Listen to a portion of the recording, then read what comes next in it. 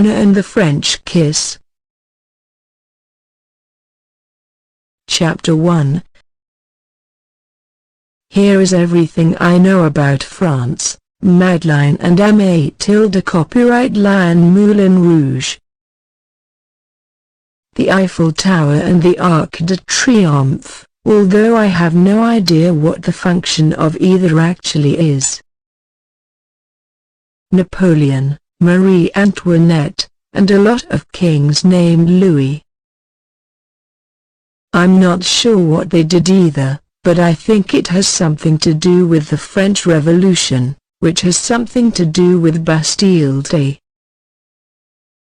The art museum is called the Louvre and it's shaped like a pyramid, and the Mona Lisa lives there along with that statue of the woman missing her arms. And there are Café Tilde, copyright S, or bistros or whatever they call them, on every street corner. And mimes.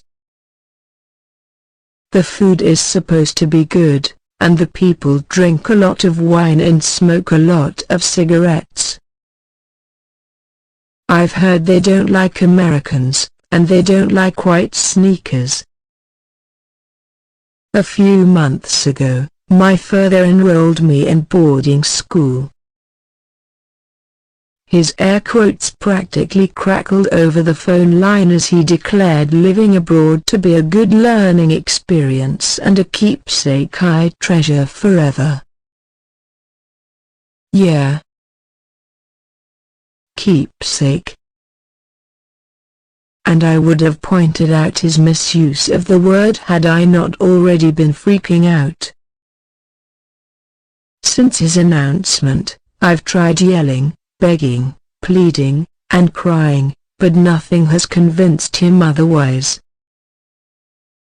And now I have a new student visa and a passport, each declaring me, Anna Oliphant, citizen of the United States of America.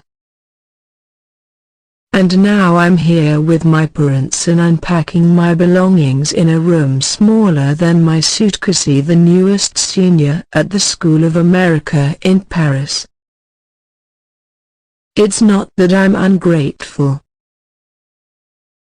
I mean, it's Paris. The city of light. The most romantic city in the world. I'm not immune to that. It's just this whole international boarding school thing is a lot more about my father than it is about me. Ever since he sold out and started writing lame books that were turned into even lamer movies, he's been trying to impress his big-shot New York friends with how cultured and rich he is. My father isn't cultured. But he is rich. It wasn't always like this. When my parents were still married, we were strictly lower middle class.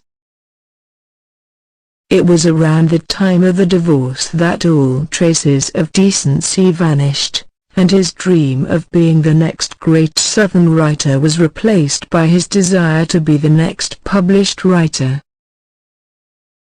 So he started writing these novels set in small-town Georgia, about folks with good American values who fall in love and then contract life-threatening diseases and die. I'm serious. And it totally depresses me. But the ladies eat it up. They love my father's books, and they love his cable knit sweaters, and they love his bleachy smile and orangey tan. And they have turned him into a bestseller and a total dick.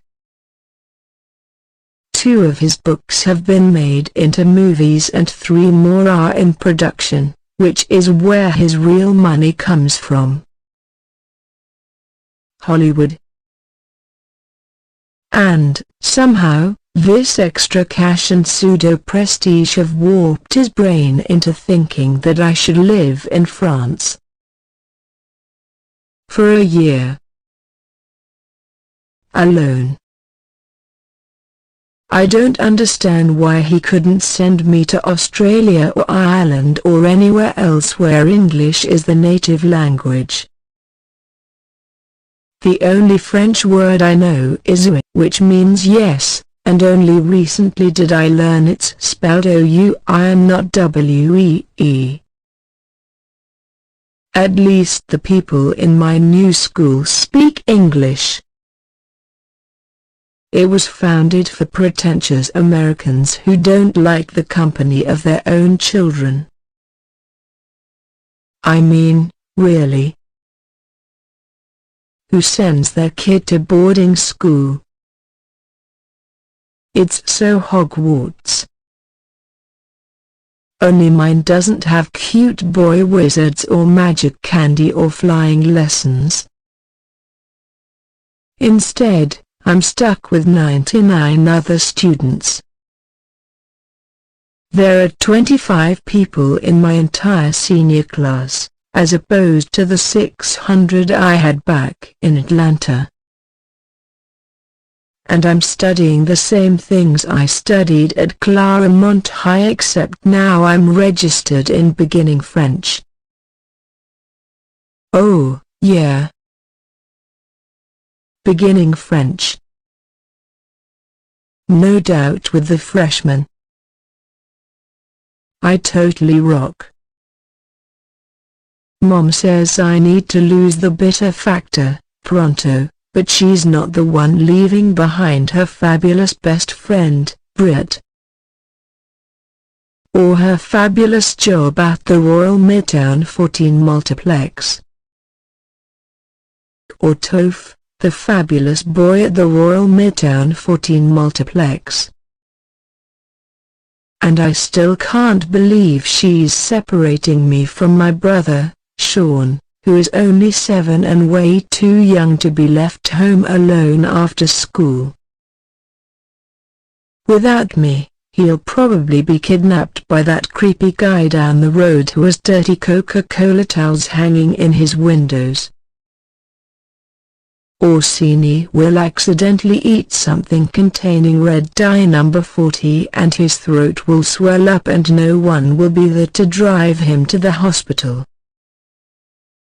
He might even die.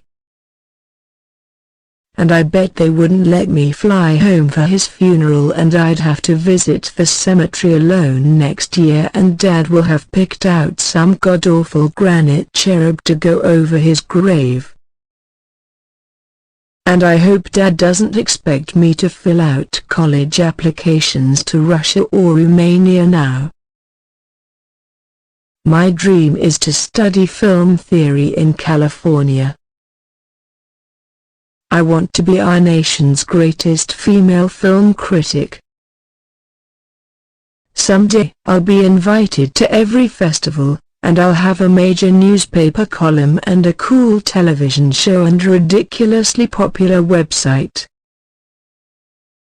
So far I only have the website, and it's not so popular. Yet.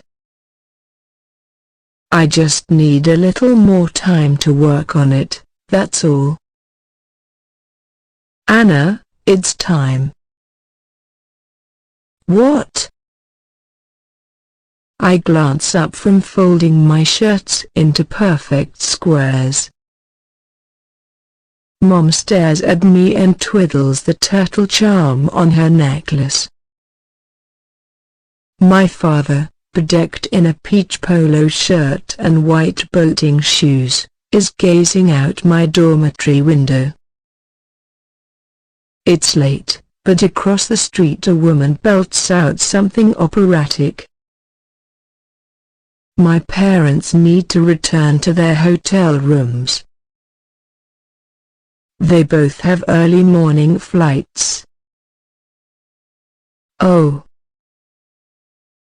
I grip the shirt in my hands a little tighter. Dad steps away from the window, and I'm alarmed to discover his eyes are wet. Something about the idea of my father, even if it is my father on the brink of tears, raises a lump in my throat. Well, kiddo. Guess you're all grown up now. My body is frozen. He pulls my stiff limbs into a bear hug. His grip is frightening. Take care of yourself. Study hard and make some friends. And watch out for pickpockets, he adds. Sometimes they work in pairs. I nod into his shoulder, and he releases me. And then he's gone. My mother lingers behind. You'll have a wonderful year here, she says. I just know it. I bite my lip to keep it from quivering, and she sweeps me into her arms. I try to breathe. Inhale. Count to 3. Exhale. Her skin smells like grapefruit body lotion. I'll call you the moment I get home, she says. Home. Atlanta isn't my home anymore. I love you, Anna. I'm crying now. I love you, too. Take care of Seanie for me. Of course. And Captain Jack, I say. Make sure Sean feeds him and changes his bedding and fills his water bottle. And make sure he doesn't give him too many treats because they make him fat and then he can't get out of his igloo. But make sure he gives him at least a few every day, because he still needs the vitamin C and he won't drink the water when I use those vitamin drops. She pulls back and tucks my bleached stripe behind my ear. I love you, she says again. And then my mother does something that, even after all of the paperwork on plane tickets and presentations, I don't see coming. Something that would have happened in a year anyway, once I left for college, but that no matter how many days or months or years I've yearned for it, I am still not prepared for when it actually happens. My mother leaves. I am alone.